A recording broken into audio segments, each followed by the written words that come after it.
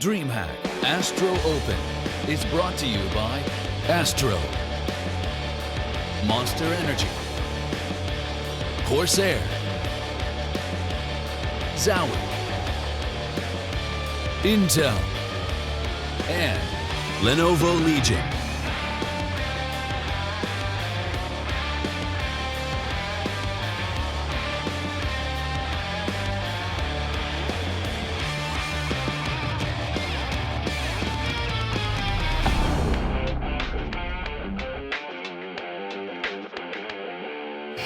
Well, there's been lots of things to talk about in the Counter-Strike spectrum, but it hasn't often included Canada, and I'm glad that it does because we're here at DreamHack Montreal and we are getting into our playoff decider matches. CLG took first blood by winning the first map against Kinguin, a team that absolutely battered them yesterday. So the monkey off the back and the game truly on as we get ready to go back to what was the battlefields for yesterday's game, though the test begins for CLG. Yeah, I mean, they're definitely looking for revenge, especially as Map 2 is, again, the map we watched Kinguin pick up yesterday in convincing fashion. It was a 16-4 score over top of CLG. That one's just got to hurt. And honestly, it left me wondering where CLG went because it just did not seem like the team that, as you had alluded to, had been successful in the early past. And now, all of a sudden, having watched them on Train, granted, completely different map and one that they're comfortable with, yeah. I think they're maybe back on track. Well, it's not like the problems they had yesterday on Mirage are that unsolvable. It's not like they were something incredibly wrong and they were lost. It was very basic. It was just that they were too passive. They weren't being able to get map control and information early enough to force Kinguin out of their comfort zone, and they let Rollin take so much control of the map. If they are more aggressive, which Ryu already addressed in talking with him for all of 30 seconds this morning, he said that he was well aware of it. If they are able to get aggressive with the double up setup as well, they could shut down Kinguin. They could at least make the half interesting, and that's good enough to make it a contest. So keep in mind that's got to be part of it. If they know that, Ryu, yeah, I see you with your headset off. You know that. Oh, he knows. A wise man. I think it's also really cool for CLG in this moment to have very recent material to go over in preparation for this match versus Mirage. I mean, not only do they have a grueling defeat yesterday, whereby they've already kind of, connected the dots and figured out what went wrong, but they also have an example of North beating Kinguin on Mirage. And so you can see what exactly North employed to maybe take over versus Kinguin as well. There's definitely some things for them to be looking at, whereas Kinguin just have to expect that what they did correctly works again today. Which very well could happen. Again, I was thoroughly impressed with that T side. While mid control was something that they were definitely working off of, it was just constantly proactive on their playing style. They always had that flank in the backside of CLG, so knife in the back and just forcing themselves down their throat all at the same time. It was really tough to watch if you're a CLG fan.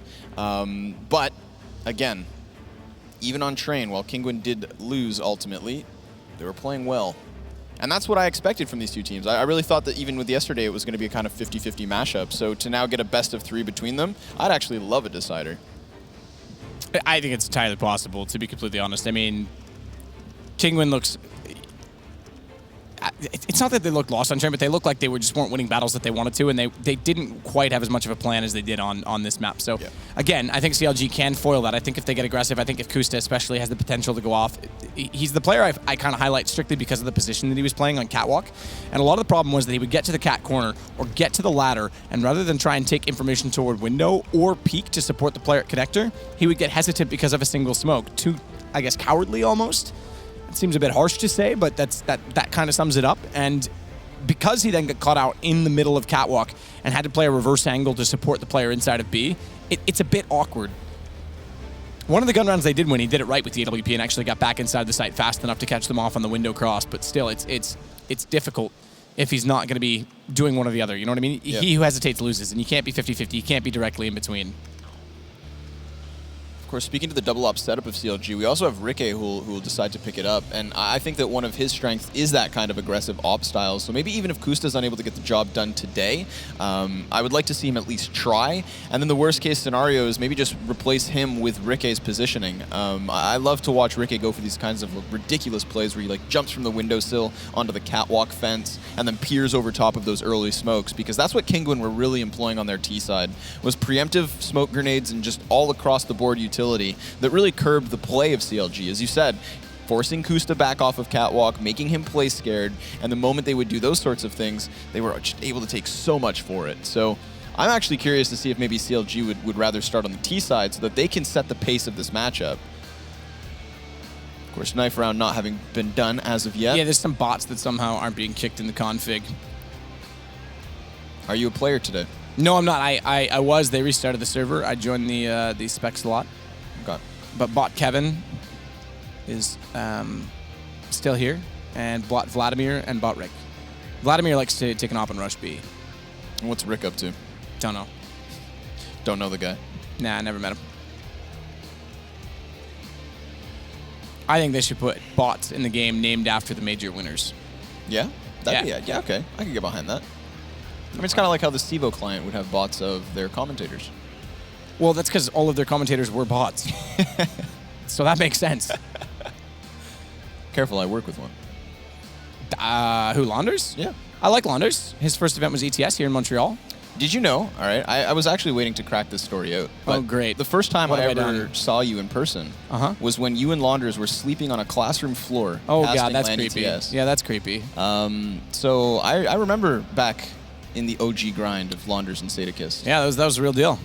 I would drive 8 hours, get here, cast LAN ETS for about 13 hours, sleep on a classroom floor, get up, do it again, and drive home. And that was the big leagues. Well, not really. in your tenure at that time. I mean, it wasn't the big leagues or the small leagues. It was what it was. It was good fun. It was important. It was a integral part of building the foundation, shall we say? Yeah, absolutely. Another brick and mortar. However, we are going to get this one rolling. Knife round is, I think, about to begin. Bots are kicked. Knives are out. Side. Well, not all the bots are kicked. No. No, I still see FNS in the server. Ooh. Just kidding. He's Canadian. I can say that. Another Canadian in-game leader. You notice there's a lot of those. Sorry? Stanislaw, Sorry? Finesse, Sorry? Daps. Sorry? Dazed? Nah, just kidding. Definitely not sorry. It is true. There's a lot of Canadian in-game leaders. We're good leaders. We tend to be a little more intelligent than our American counterparts. That's why. Is it that we're more intelligent Sorry, or not sorry. selfless? Oh, I'm not really sure. I haven't really brought my brain with me, so don't make me think. All right.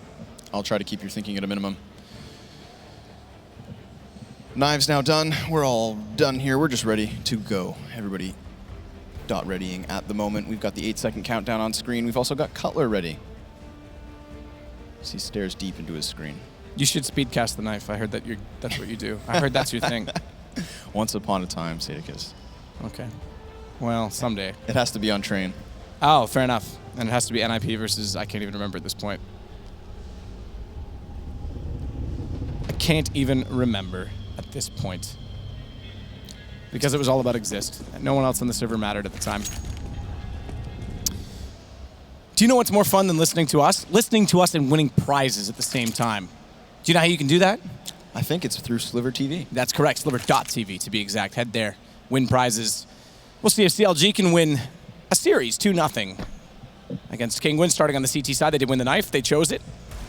So maybe what you said got forced upon them either way. They can set the tempo early. And they'll try and do so toward B. Bomb in the hands of Kusta. Cutler will join. Ethan will watch the underpass to make sure no one is going to foil the attack.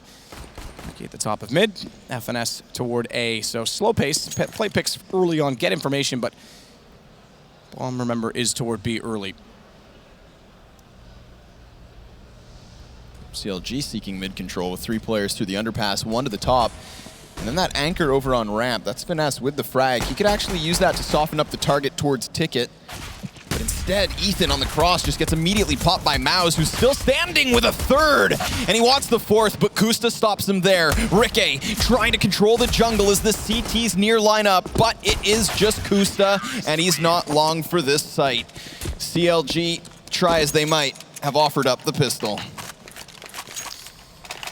They have quick, convincing, concise from Kinguin, exactly what they want to start it off. Mouse as well. If you're going to wrap back through connectors, it's going to sit inside of Shadow and basically clothesline them all.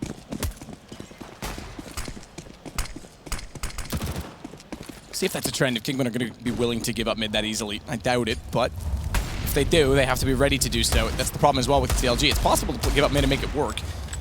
But but you have to have a plan of attack and controlling the choke points if you do so, and every time they get caught out, sort of in the middle of the two, as I mentioned. So Finesse back toward mid this time, P250, he'll go back aggressive toward the window, no one to watch it, so again, they want to execute potentially with the 3-2 split toward A.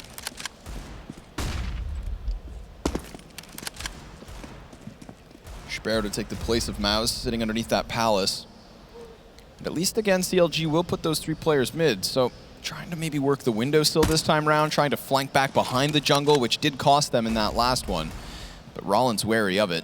And Mouse actually opens up onto Ricky as he locks down the ramp. The spray towards Connector catches one, but Mouse now feels the pressure from 2 directions as Ethan comes in off of Palace. Kusta through the boxes with only the P250 makes it work. And now there's a bit of a gap for them to play off of. CT's coming in from spawn. The bomb's been dropped, and Ethan, try as he might, is then dropped off of it. Kinguin with the conversion, but a costly one at that. 4 players down off the CTs. Means the single M4 is saved. Nice play here by Mouse. He's actually controlling the ramp and trying to help on the connector, but he actually gets picked off, I believe, through the box off the top of the stairs. So nicely done by Kusta, who was actually bought in on this one.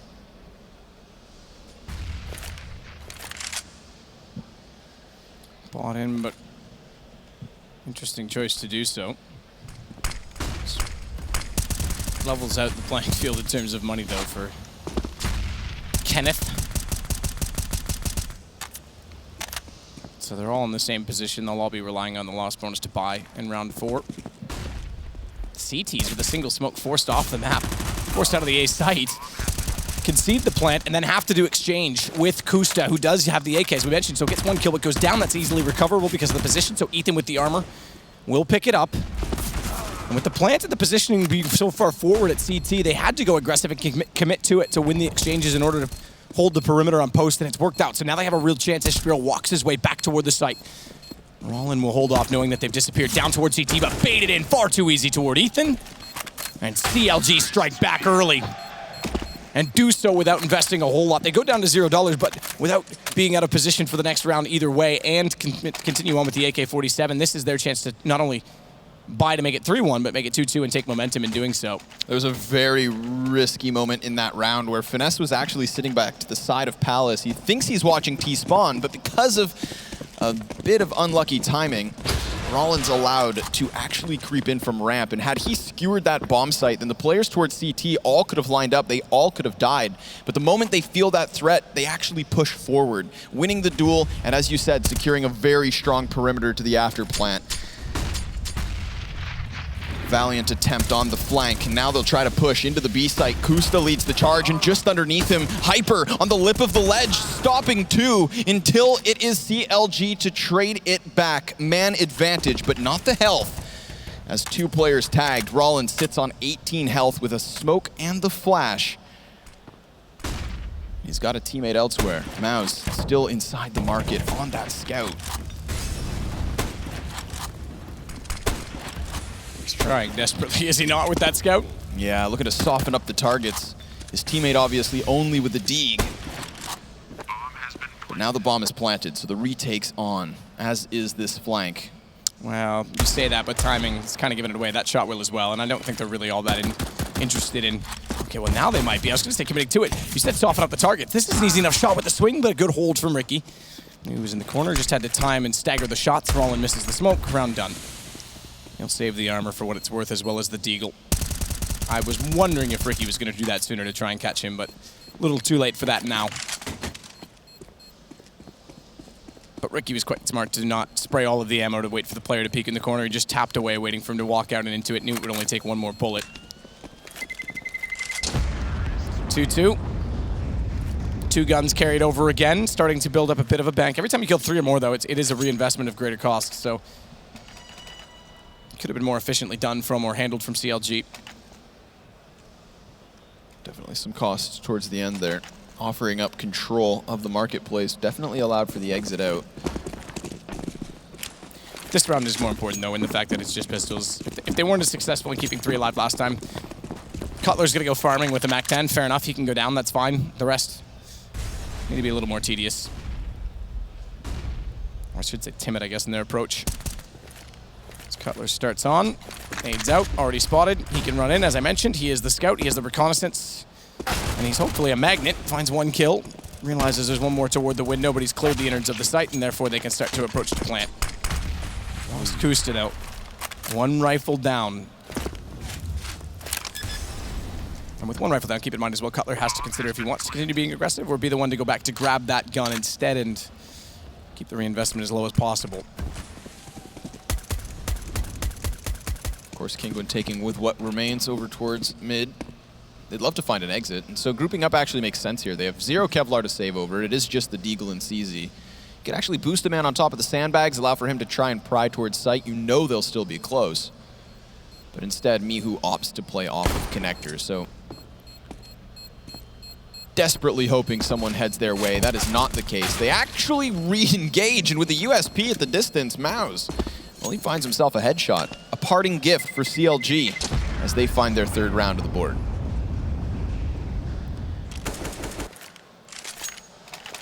And that's fine. 3 guns at least. Set the task and trying to take back control. Rollins gonna go AWP. Typical main op for them, but it is strictly due to the fact that he has the window spawn, so he's gonna try and get a fast peek toward middle.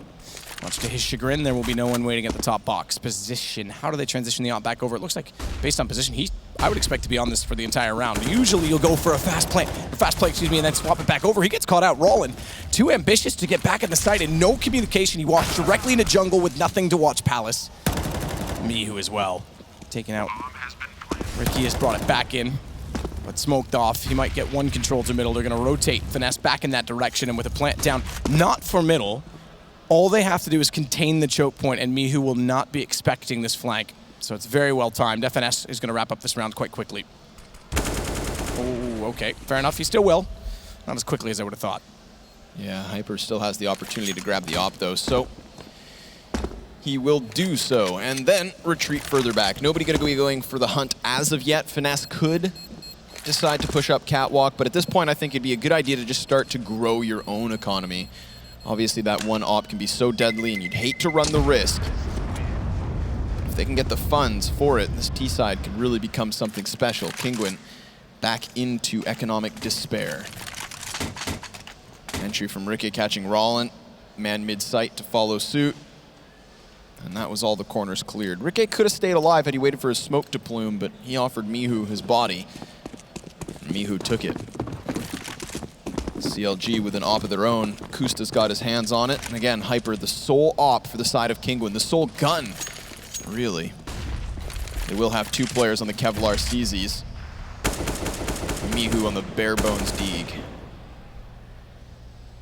And no overambitious plays from Kinguin here on their CT side. At least not on a round like this. They opt to stack 2 players with pistols inside the A site. That op on Hyper is at B. Just spotting the cross from safety at that. But now he's decided to actually get aggressive. Maybe feeling the presence of CLG. He wants to find a pick and almost gets it. But a missed opportunity keeps all 10 players alive. Patience for Ricky, though, on entry.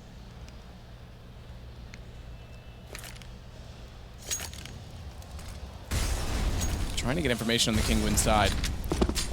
Forward stance on A means Hyper has to peek toward connector. Has to go now if he's going to. Good pleek, good kill. Shows down the push because it's Ethan that already found Mouse. If Hyper was unable to get a kill, the site was open. Completely open. And with Spiro's position toward A main, he would have been left in a completely disarrayed position as well. They're going to rotate back. This is all funneled him. Hyper's position alone and timing on the peak has done this. Mihu's had to realize he's done it a little bit late.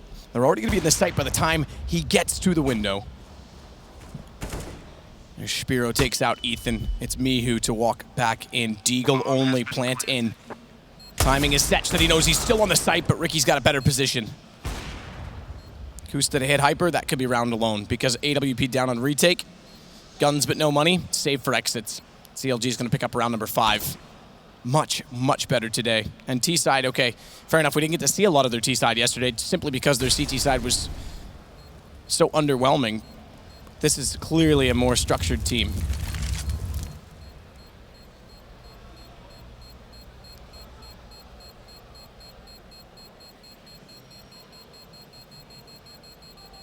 Seems like Kinguin aren't going to find the targets they had hoped for. Finesse is still in a real spot to maybe re-peek towards Cat. It's actually going to be heard, but no fight found. So, Kinguin back into the buy. Obviously, having invested very lightly, which is something they've been doing all weekend. When it comes down to the eco rounds, they really are cheap. They rarely even upgrade all their pistols, which is nice to see. Allows these splendorous buys where every nade is on the table, only barring 3 kits. They've got what they could ask for, op included. But it's CLG to set the pace, try and set the tempo. Sparrow sends a message as he finds the opening pick, and the fire to the feet of Ethan pushes him into the corner. So he'll chill out on a ramp. Of course, with the 3-men mid yet again, Finesse could get boosted, or Ricky to do the same. They're actually going to try to take connector control by flashing a man in through it. And the only line of defense here from the CTs comes from Sparrow on ticket booth. He's watching ramp at the same time, so connector is very much open for the taking. Flashbang towards the ramp, trying to force that fight on Ethan. Sparrow sees some activity over on Catwalk and also connector, so he knows something's up. Mihu finds the windowsill boost, but the offer's dropped and Kusta doubles down, finding the headshot, so the man under Palace needs the peek. Maus cowers to the corner and Ricky waits patiently. Huge kill from Kusta to turn it around. The problem is because of the timing, it was distracting enough that they couldn't get the entry and he had the bomb. So even if they wanted to find their way through, no entrance available, and Kusta caught out far too quickly. Kinguin finally get around to the board and they go to a double up setup of their own. Somebody left on the CLG side, so we're gonna have 4 ops. Double T side. This puts pressure early on picks. Mid is going to be a contest, undoubtedly. Rollin went aggressive last time toward middle because he has the spawn. This time it's Spiro. And Kusta's going straight to the corner. Catwalk flash down, smoke out, jump across. Cutler could bait if he wants to.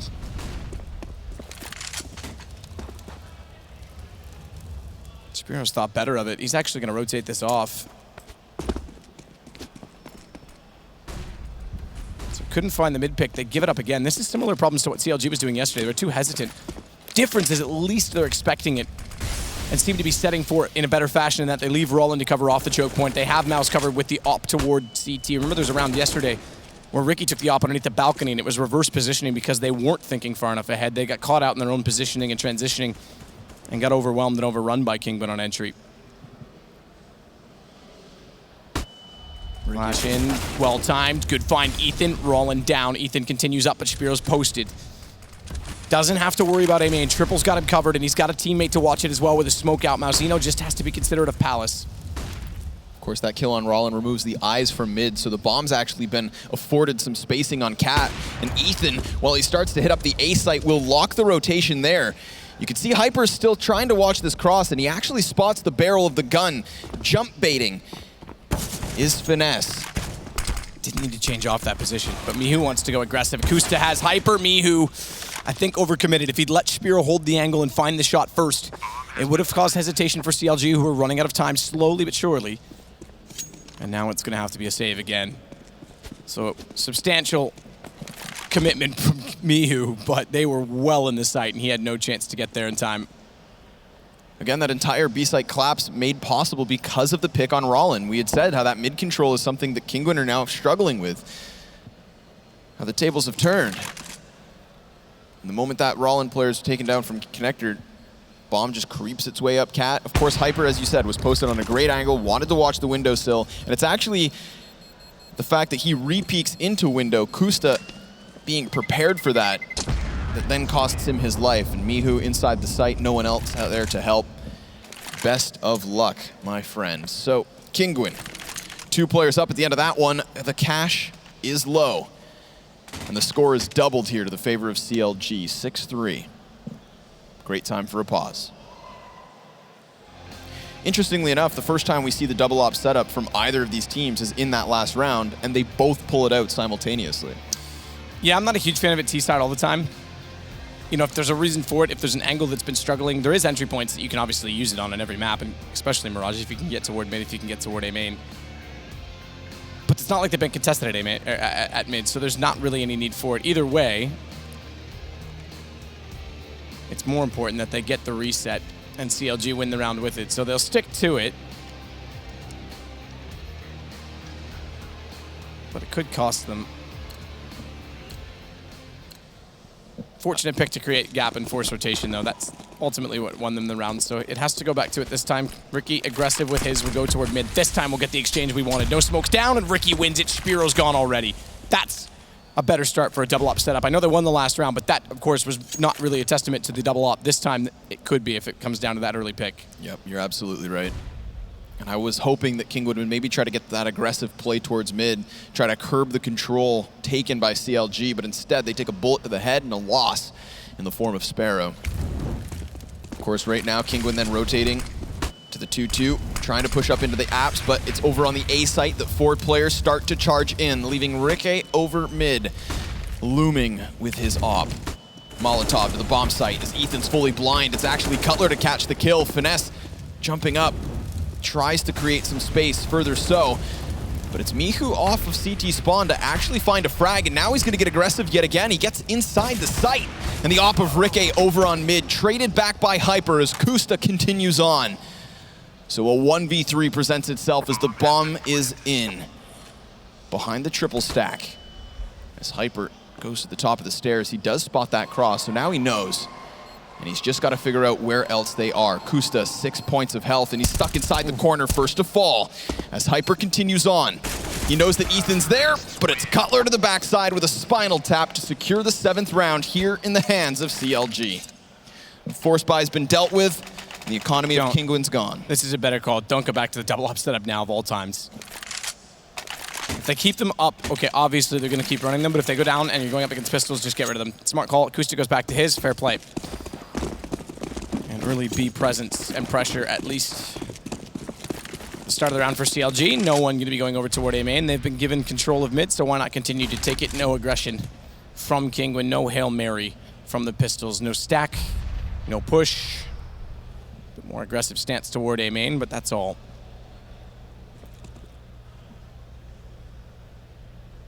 And if CLG's read the economy, send one player to each side, try and get some information, because they are slowly going to a stack formation on B. Ethan is going to be the guinea pig, and that's the smart play. Send him into A. Let him read what's going on. It's going to work back through window. Spiro is in A main. FNS should be able to walk up and spot him quite quickly. Kusta just needs to not be caught out with his AWP and give that to the CT side and boost their chances going forward. Ethan's already read the fact that they're inside of B. Sees one. Doesn't need to do anything. Very smart from Ethan. Of course, Sparrow has been left towards ramp, but they know this, so they smoke off ramp, they Molotov the palace, minimize those risks as the bomb will be planted, and Kinguin still boxed into that B site. Ethan holds the line. Trying to do what they can, set up a firing squad, take down guns at any possible juncture. Spiro still could. He's still in a good enough position, exactly that. And it was Kusta's AWP, but they'll get it back quick enough. There's no chance they were going to let that run away. Hyper's expecting Ethan to have pushed behind him, but he's not. He's actually gone. Ethan's just playing mind games. And fair play. It's worked. Because, again, he's the one to get the information. Too many times, and I'm going to say it, especially in North America, you see a lot of teams in anti-eco situations where they don't get any information early enough. They're not willing to sacrifice one player and call it that, if you will, which is why I love when one team brings up a single SMG. We saw Cutler do it already in this game. Send him in, let him figure it out. A lot of times they don't have information and they go, well, if we don't have information, let's just go here. And they rush and they walk into a stack and a crossfire, and Henry G, his face melts off, and I have to pick him up and encourage his spirits for the rest of the day. Thank God he has you to support him. It's true. Where would he be without me? Probably in Greece with Alex. Oh. That's my guess, but I don't know if that's true. Grenades to be set towards the A site, smokes over the wall, and T side's pushing in. Off the Molotov to block off the sandwich, and a second towards the smoke, so no peek can be afforded by Kinguin, who do have guns. Op included here towards the A site, nobody up close on Palace. And again, very light presence on mid. Sure enough, Mouse is close enough to help Hyper if he needs it, but he gets aggressive and he gets himself the headshot. Ricky from underpass gets flushed away. Meanwhile, Mihu, he's actually going to get pushing as well. So again, a proactive play from Kinguin. It's the key to their success yesterday, but Kusta catches one. Ethan does the same, so immediately swung back here to the favor of CLG. Nobody towards the B site for Kinguin, so they have to peel Hyper back and push him over.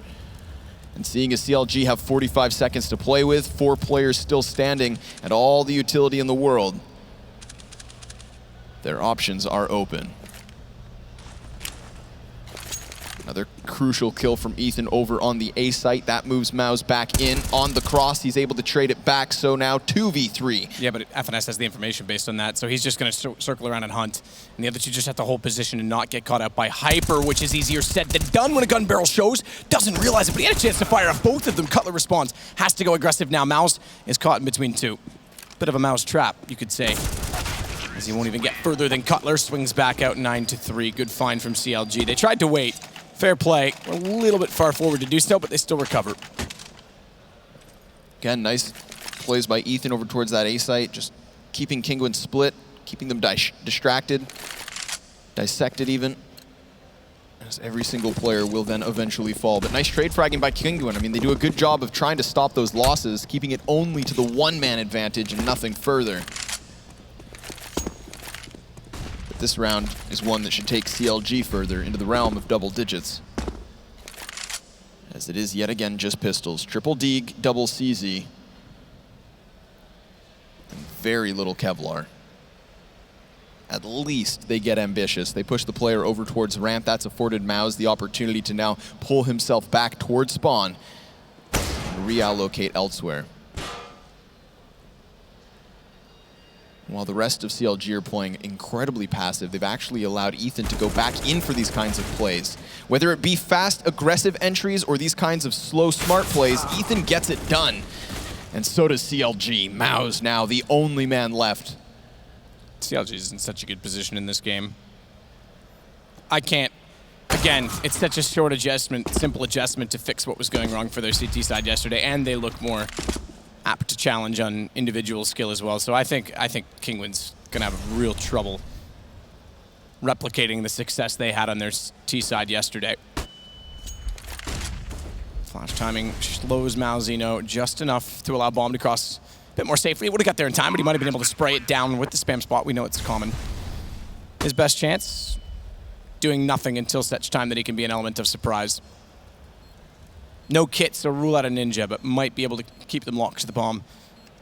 Take some players down. Unfortunately, that's not going to make much difference in the economy as we're on round 13. They've got enough money for the rest of the half. Don't let him walk in by all means, boys. Cutler's close enough, you can still see it. There's still 2 rounds to play off after this, but interestingly enough, it was a 12-3 half from Kinguin on their T side between these two teams yesterday, and CLG are looking to replicate the experience. Obviously, Kinguin not loving it. Of course, there is still time. 5-10 potentially on the table. Not that it would be a good spot to be in, but it's certainly better than this. And they've been afforded a bye to try their best at it. Pause called by CLG just to talk things over.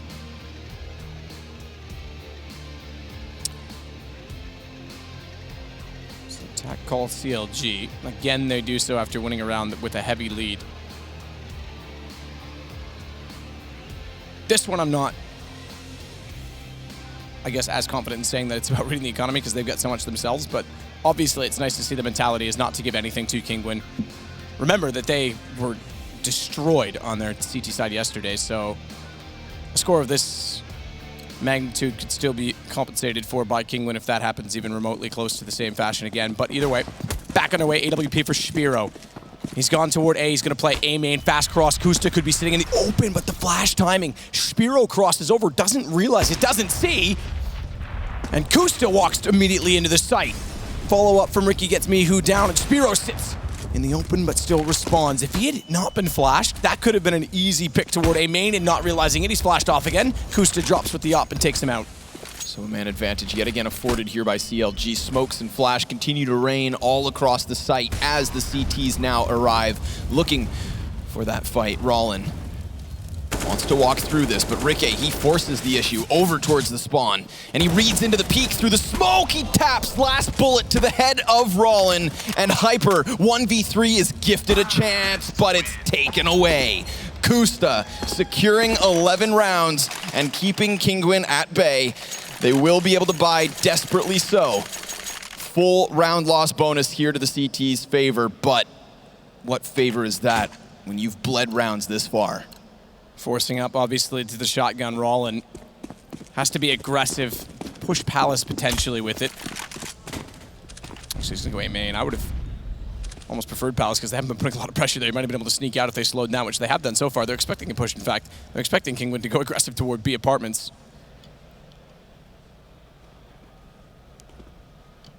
Utility, obviously, for FNS. Deploy the smokes down. Now, he has to be careful. Smokes down toward bench and jungle. If they want to go in, he has to check that angle, and he had a flash to do so. He was even considering it. The flash might have been best used expended, but Ethan makes up for it. So too does Cutler as they do finally get aggressive in mid. Spiro, AWP. Best chance to win them the round. Has to hold the line of defense inside of A. And he'll rotate to CT in doing so. Health advantage here for CLG to work with. But utility of the pocket of the offense. Of course, Ethan being lit might take the forefront. Oh, great timing for Mauzino, finding the head of Ethan and finding the advantage in the hands of Kinguin. But Kusta, he looks to pry into the bomb site, looks to peel a man off it. 40 seconds left, the B rotation still ample opportunity. He could actually post up on catwalk and then look to hope and catch a player rotating off of A. But that, of course, would leave Rikke to entry on his lonesome. So it's a flashbang to afford the cross, jumps and gets himself up cat. Great play. This is now forcing the man Hyper into the site, so Rikke wants to force this with him. And the P250 up close, it gets it done. Kusta to post on the angle. And now Sparrow's here, but he's dropped from the skies. Plucked from his home. Kusta has to sit back on door, though. Smoke goes down. That'll allow Mouse to at least force him off the angle and get more aggressive. Has to go for it, but won't get any further. Kusta knows he's not inside the doorway, finds the window angle instead at 12-3. CLG on map 2. Could be in a great position to wrap it up. Keep in mind as well, Kinguin won the pistol. They got one gun round and all of that. Were reset immediately after and had no answer, nothing, no execution. Gave up middle entirely, and I say execution, okay, that's a weird word to use on CT, but at some point you've got to try something. You've got to flash someone deep. You've got to be trying to take map control. Didn't. It was, to be fair, if you swapped the names at the top of the screen, I would have thought we were watching yesterday's half all over again. It was the exact same problems. It was the exact same score? Yeah, absolutely. And so, but it was all mid-control again, and it was all the fact that CLG was able to exploit from connector and catch off players without establishment, I guess if you want to call that a crossfire setup, a plan of attack to hold off either the perimeter or concede for retakes, and they weren't doing either. They were getting caught out aggressive inside of A. B was rotating a little bit too early. The one I will say is Mihu, who had good reads but got them too late because they didn't have the information and was commonly caught out of position and trying to compensate by getting back toward checker room instead of being inside toward the van, instead of being inside the site toward the bench and being ready to face the approach and face the entries. Interestingly enough as well, I feel like we watched Ethan then mirror a lot of those lurk plays that were happening yesterday from Kinguin. He was constantly a thorn in their side as he was afforded space and the ability to creep around. Speaking of around, this will be an important one here, the pistol. Early setup from Kinguin has 2 players per bomb site and 1 man inside of mid waiting for an aggressive CLG. Those players now pushing underpass could then couple themselves into the A site. 5-man claps potentially to play with. Oh, Cutler kicks it off. That's the opening headshot, and Kusta from the corner. He finds 2! CLG with all the kills thus far, but Kinguin with a chance to swing it back. The chance, however, slim, as Sparrow is all that remains. He's being pushed, he's being taken care of, and CLG with more opening momentum. Good shots, good hold. Kusta gets entirely overlooked after Cutler finds the opening pick. 13 rounds and money. Kinguin, I hope they like Montreal, because I don't know that they'll be playing CS tomorrow. They can go out and party both nights. Why not? Not exactly their aim, undoubtedly. CLG playoffs might be on the cards. FNS goes to the MP9.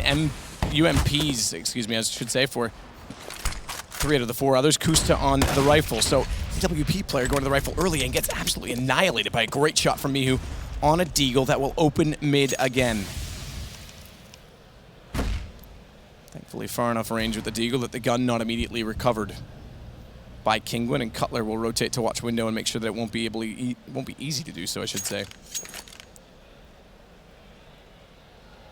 Now, generally, you give that distance advantage to the players that buy up into the guns, but with 5 deagles, Kinguin don't mind the fact that they don't necessarily have a smoke. They hope that someone peeks around a corner, as they would lie in wait for it, but CLG will wait no longer as they take an active stance on mid, trying to pepper the top side as they retrieve the M4, crucially so, now in the hands of Cutler. Kinguin have taken this opportunity to rotate all their forces towards A. That's going to be a 5-man push towards the bomb site. And they might actually get ahead of this rotation. There is the big flank from CLG as well, but the man committed to B is nowhere to be found, so Cutler will be tested first, and his man on ticket next. Ethan needs to peek off the information that they've crossed, though. If they don't have smokes to go down, Ethan needs to be more aggressive. He's actually backed off because he wants Ricky to get in the picture, but again, that's the time to go. That's exactly when Ethan needs to step up because he needs to be able to strike with trades, and they've actually lost their chance. That was, I'm afraid, a bit too hesitant from Ethan. The same problems we saw yesterday. Hopefully that's not a trend that continues, and it's a recovery from Kinguin to take back the half's early control and, by heck, a lot of utility. We'll see if they're going to try and exploit CLG in any fashion in doing so. 5 deagles, 5 Kevlar, and an immediate force buy win. If you want to talk psychologically as well, Kusta yesterday struggled to take mid. This time he peeks thinking, whatever, it's just pistols, and gets wrecked by a deagle. Hopefully that doesn't mean for him that he's going to go, rest of the game, let's not go there, because they need to keep the pressure on there. Absolutely. Yeah, I mean, it was the linchpin that Kinguin used yesterday, so you're absolutely right. You'd hope that he'd have the fortitude not to give it up just yet, but it's Hyper inside of Palace that could get caught. I don't know why you pull the knife and run there when you know they're pushing. He spotted him and has an MP9. It's not like range is really a factor. Take the fight. FNS will try and take the fight. His teammate rotates back out from Palace to support. And it's Flames at the feet that will slow the approach. Spiro with an M4 finally starts to look for an angle but backs off. And this could be a recuperation toward potentially even B, or mid at the very least. There's been so much time being given here for CLG to rotate. Kinguin just pumping these brakes. If they had struck right away, it'd be 2 players towards site, but now it might be 5. CLG can collapse down. Great flash. They peek. Finesse finds the head, and the bomb dropped again. It's Ethan with the MP9 and Mihu off of Palace. So Kinguin barreling back as Sparrow hits the headshot, looks towards Ticket for the next one. But it's still the man advantage for CLG. Despite losing their guns, they still have this chance, especially as Sparrow is all that's left. 30 seconds to the clock. He spots 2, takes 1, and he knows. Oh, he knows exactly where they are. He forces the fight towards spawn, and Cutler takes it, so CLG bounce back. Excellently done as they hold the line, and they hold that site. Good win at Palace, gives them more confidence to watch toward A main as well, but you called it the rotations. As soon as they're pushed back, they're able to bring them toward the site. No investigation elsewhere from Kinguin. They just committed, beat their head against a wall. CLG take advantage back. Kusta goes back to an M4, so too does Ethan. Kusta goes back toward the window, exactly what he needs. 3 players to face him down. Spiro has an AWP, which does give him the advantage in that situation, so probably best that Kusta doesn't stick to the position this time.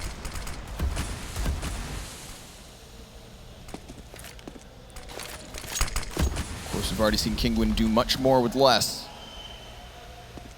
Can't count them out just yet. That AWP could be the playmaker, seeing as it is glass cannon. However, he needs to play it safe.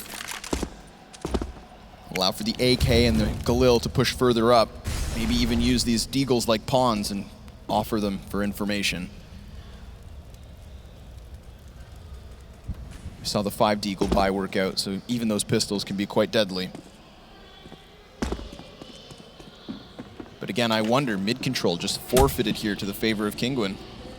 Don't mind it this time because the single op, whether or not they know that Spiro has it yet, which I'm going to anticipate they don't, means that if Kusta overcommitted to the peak, it actually would have cost them out quite dearly early, and we know that they're able to take advantage of mid. This time they actually play, as opposed to being caught out on catwalk, with a plan in B, with the crossfire established, that's ready for the entrances. Smoke's gonna go down, FNS, MP9, armor against it, which means it doesn't have the penetration, but it will give information to Ricky, who can't use it. Mouse gets both on entry. Kusta's able to rotate, tries to transfer toward window, can't do so. Smoke in, bomb down, Rollin.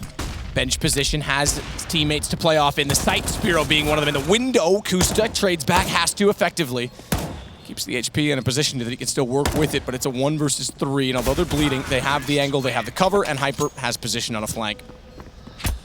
There was a moment in that round where 3 players from Kinguin had combined health of less than 30.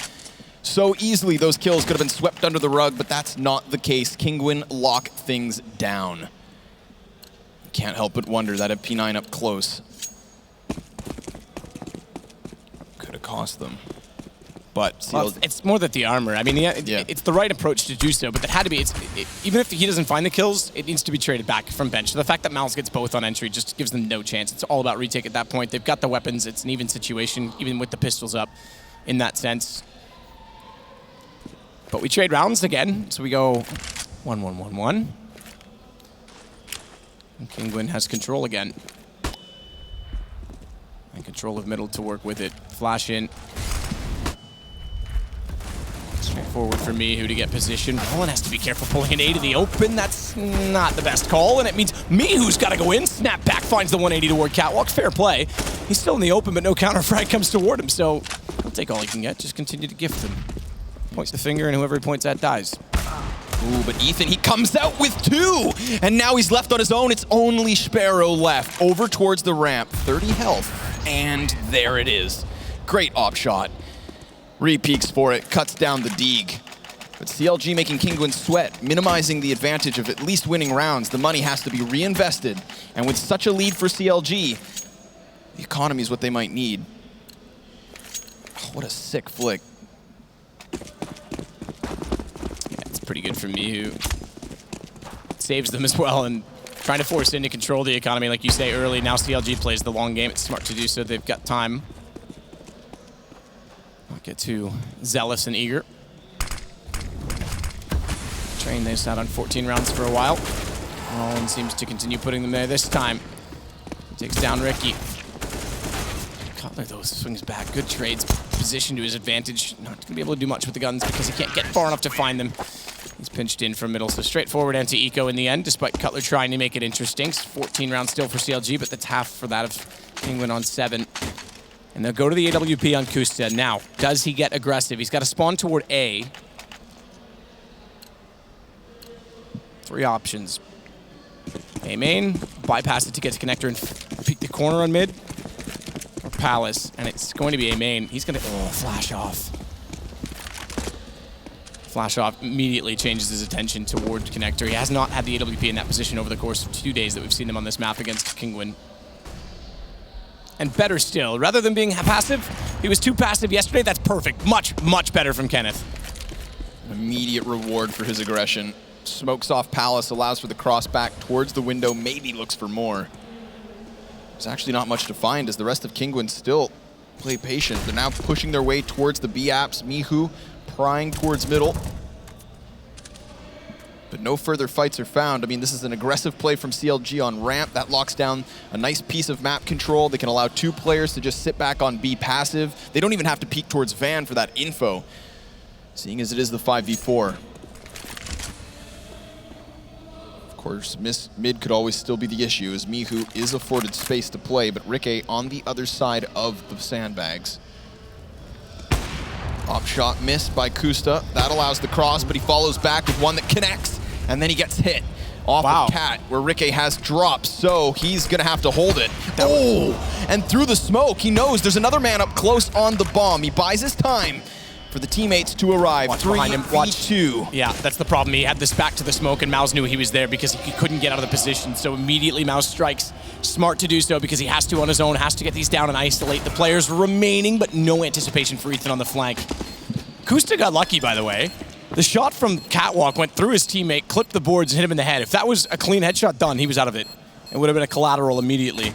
So the fact that he stays alive to get one more than he was worth, but map point CLG. It's 1 to go before the playoffs, and they will take the Series 2 over against the team that absolutely destroyed them yesterday, if I'm honest. Right here, though, watch. Oh, okay, that's the second shot. I thought that was actually me who responded, so it was either way, it was about as close as you'd like to being killed off. Left stunned and counting his lucky stars. You're absolutely right. That collateral could have just crushed the bomb site. Would have been cracked wide open. But instead, it looks like Kinguin might just go express lane straight into the A site. A lot of defenders here, however.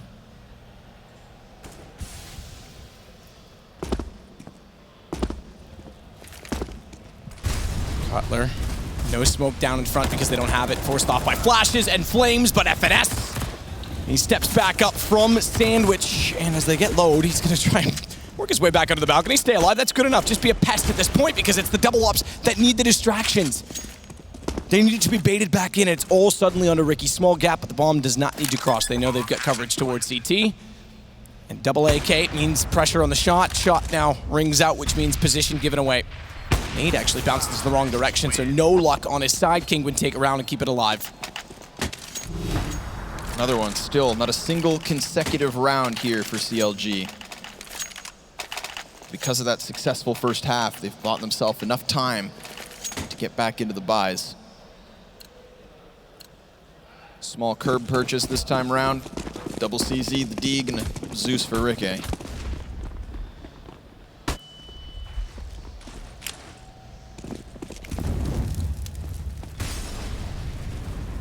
Seven consecutive rounds is what they'd shoot for. Ricky Zeus ambitious. I love the confetti. What a great touch. Not really, but, you know, Valve's priorities well in order. It's Mihu wraps sights, good pressure, just as Cutler considers rotating off of it. Looks the other way. FNS could actually still foil this. I'm going to say not with just a season 75 and a 1 versus 5, but hey, look, there's the bomb. And a headshot to start it. If he finds a second one and gets to a gun, maybe, but they were quite quick to swarm the scene. CLG, while they could afford to buy this time, they're just going to hold it off because it would come with shortcomings. And they don't want that. What a scene. Wasn't the anniversary like a month ago now? I don't know. Don't know. It's been far too long. It's time to go. It's this year. It's an annual thing, probably. You're 5 until you're 6. I hope this doesn't stick around for a year. I just want George Michael, I'm telling you. I'm going to stick to that. So Mihu waits to see if there'll be any aggression. And there will be. Kustis heading the direction. Flash goes over. It's a little bit late, but Cutler close enough behind to get at least one trade. One trade, and I guess there's going to be more because the smoke is a bit awkward. And no reload. Rollin, I think, was kind of hoping that, or rather, excuse me, Ethan was hoping that Rollin was going to force out a reload. Either way, FNS is able to capitalize, but still down one man. And only one gun to work with. Bomb to be planted on A. Flames and smoke gap inside. FNS, I thought, may try and take advantage of the smoke. Instead, he's going to push and take advantage of timing. Balcony has to be watched. It's not. Round done.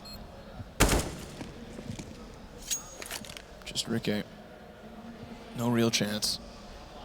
And then again, obviously, CLG were just buying their time, waiting for the purchase, which should come through in the next.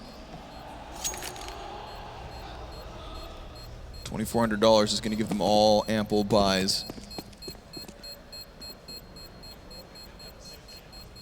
If only Ricky had a kid. If only. No, no chance. No chance for that, I'm afraid. Double digits achieved for Kinguin. This is when things get serious and the money starts to become a factor for CLG. They have to consider each buy a lot more seriously, and this buy is all in. They're going to go double op setup in what would be a 4th round loss bonus against a CT side that evidently would mean if they don't win this, 15-12 could be on the cards. So it's all for overtime for Kinguin. Single op Spiro. And he's going to head immediately to the horseshoe. Ricky jumps out and makes it to the fence. If he can get above the smoke, which he's done, he's got a perfect angle. That's why his movement is so crucial, especially for an AWP player. Gets the catwalk far sooner than they expect. Spiro had nowhere to go but directly to the grave. Finesse, meanwhile, decides to disengage off of the windowsill. Doesn't want to forfeit over that man advantage. So valuable at this point in the game. Finesse's position becomes a bit peculiar. because it's a pressured shot for both. And as soon as Ricky fires one from the AWP, it means they're going to be looking that direction. So FNS is also not hidden, not concealed. Good find, Ricky. FNS makes it work through the smoke. Instead, however, bomb dropped, and double smoke arch thrown by the T's actually favors CLG because they got enough on the counter entry that they're going to play for retake. And that means they can stay alive more easily toward Catwalk, and Rollin finds himself back against the ropes in a 1 versus 5 for elimination. First headshot successful, but at a hefty cost as he goes down to 9 HP. And they swarm the site. So we count it down, 10 seconds, if that, not even. Game done. CLG recover. It wasn't the best CT side. Better aggression toward middle, but still problems with economy. Either way, they got it done on their T side, and on train 2-0, they make their way into the playoffs. And Kinguin, although looking the class of the field yesterday, I was going to say in this entire group, well, they bow out. Yeah, I mean, that must feel really good for CLG right now. Obviously coming back versus a devastating loss yesterday. An embarrassing loss, really. Especially as so many players, or people rather, had painted that game as like a 50-50 toss-up. And so for them to just bow out of that match was tough. This has got to be great for them. I mean, again, double digits both games for Kinguin. They put up a great fight. They had a lot to praise. But that first half on Mirage really sealed the deal. Well, and the reason I think it had to go this way is quite obvious. Hayes predicted yesterday for CLG to win, and they lost. And then today he predicted for them to lose, and they won. And it's one of his first events as an analyst, and he's getting the harsh treatment and a lot of tweets about it. So I think that's appropriate. I think that's exactly why. It was almost scripted against Hayes. Okay. If it's at his expense, I'm completely okay with it. It's true. Yeah. But better game, I have to say. I really admire Kusta for pushing mid in that one round. Yeah. Because yesterday it was very painful to watch him look so hesitant with the AWP. You've got a double op. You've got another player in Ricky who's very good at positioning and movement. Oftentimes can run a rifle as well just as effectively, but he could be the cornerstone. If Kusta wants to get aggressive in those positions, then so be it. And it was much better from both. Even the shot above smoke from Ricky was much better. Yeah, I mean, I think that just goes to pay off, or rather, you know, picture up the double op presence that we can actually see from CLG. Because to me, when I think aggressive opping, then that's when I picture Ricky. And if Kusta had not been able to do that today, then he definitely could have taken his shoes. I mean, look how towards the end he's able to make that jump, great movement, and then, you know, finds that 5v4 the same way Kusta did. So both oppers successful in that aggressive play, and that just means that CLG is a real force to be reckoned with. Not bad. Not bad, Scrawny. We're gonna leave it there. Send it to Stunna. Well, you're looking a little crazy right there. I'm going to need you to relax, Sadicus. Jesus. I didn't like those eyes at all. That was a little wild for me. Definitely an interesting matchup. One going kind of a little bit of not exactly the way either of you predicted it. Well, I'm just kidding. But not bad showing by Kinguin by any margin here. I think they came out, they gave it their all, and are going home. They are eliminated. CLG finding the W there. What do we have to say about this matchup, boys? I mean, you know, I've adopted the Moses strategy, the father of NA. If I root against them, if I don't predict the NA team, they'll win. If I predict the NA team to win, they'll lose. So I had to change my prediction and go with Kinguin, and I'm so glad it paid off. You did it for NA. You did it for NA. I did it for NA. Now, Hayes, we have a replay, and I want you to tell me what it's all about. Well, I mean, we gotta see. Oh, this replay. Interesting times. Okay, so this was the moment where I knew the memes were real. Okay. All right, so interestingly enough, looking at the positioning here, and if you couldn't even see it in there, the guy was standing right above it. Yeah, Mihu's on the boosted spot, and you know, it's really just I think it was Mihu, right? Or no, it was Rollin. It was just really unlucky. And who is this sexy man? This is a good-looking panel. Hey, Ryu has appeared. Pretty attractive. Hey, thanks. It only gets better. Even with Judas over here picking the king with Judas. Oh, here we go. So, Ryu, congratulations. You guys secure that win. You're one step closer to getting to the playoff bracket. Talk to me about what's going on within the team camp. Yeah, we spent the past week boot camping. We wanted to make sure we were prepared on both sides, T and CT, on a lot of maps. We feel like the playbook's pretty deep. But we just wanted to fine-tune things. Communication was a little sloppy, so a lot of this past week was just making sure that everyone's on the same page on whatever gets called for both halves. And yesterday, we didn't play well at all. We kind of came out a little bit tight, and today we said, let's play loose in both BO3s, and that's what we did, and it worked for us. And the confidence shining through. Yeah, talking about yesterday, like what exactly went wrong against Kinguin in that Mirage game? So in preparing to play those guys, we didn't, it's not that we didn't respect them, it's just we weren't expecting them to come out and hit the shots like they were doing. And we played very, very timid. We weren't willing to take the fights, and we're confident in the mechanical skill of all 5 of our players, and we didn't really show that yesterday. So when they would take mid, we wouldn't really fight it. We would kind of concede it, didn't have any info, then they would execute. They would get an entry on a periphery of the map, and they were able to take sides. So today we said, let's play loose, a little bit more loose both sides. If we can, let's start T side and put a really big lead up, and that's what we did, and it paid off because we still made a lot of mistakes, and we gave a lot of rounds that we shouldn't have. That game should have been like 16-6, 16-7, but it's still a win, and we'll take that, and there's obviously a lot to learn from it. I want to know how you enabled Kusta. He just came to life on Mirage. I mean, he's nuts, man. I love Kenny. So he yesterday he didn't have the best individual performance, and I think he recognized that, and him and Cutler were here last night for maybe 2 hours DMing, just kind of like they would kill each other in the DM and talk crap. So just like a little bit of team bonding, and then just getting a little bit more comfortable with the setup, and it definitely paid off today because there was a couple rounds that he was in the exact same situation on Mirage that he was in yesterday, and he got no kills, and today he got 2 or 3. Really good communication on I'm holding this line, you can peek here. And it was huge because that was a big difference for us on that map. Yeah, I've noticed personally that Cutler is the best performer on the team at the LAN currently, and that's not something you usually see on a Cutler. He's usually the guy in the back. Is there any strategy from Finesse that's pushing him more towards a fragging position, or is kills just coming his way? Yeah, so I don't want to reveal too much of the secret sauce, but when I first got there, I met with all the players and said, let me know what you think your weakness is, let me know what you think the team's weakness is, and once we identify the problems, we'll come up with solutions. And we've been drilling with Cutler on a lot of the mechanics, and we noticed it in scrims in the first like 3 or 4 days, and he's probably been the hardest worker on the team, and it's showing when we need it to show, and it's been great to watch. I love to hear it. Yeah, congratulations. It looks like you guys, totally different team from yesterday, and obviously to your advantage, you will be moving on to play one more matchup, and well, that's about that. So we're going to take a look at Group A and see how the story unfolds yet again now that Counter Logic Gaming has secured their W. Maybe. There we go. It's all right. Not a big deal. So we could talk about North Gale Force, old news. North Kinguin. Even that one is a little bit kind of iffy. You would think North would run them over and kind of walk away with that one. But as you see, CLG over Gale Force and now CLG over Kinguin. And there you have it. I think Kinguin was just not playing at the same level today as they were yesterday. I mean, I don't want to take anything away from CLG. They played definitely 10 times better today, but I think if Kinguin was at the same level today as they were yesterday, I think this would have been very close, and I think Kinguin might have even taken it. Yeah, I mean, Kinguin needs to go home. Now they're out of the tournament, unfortunately. They did put up a fine showing against CLG yesterday and North yesterday.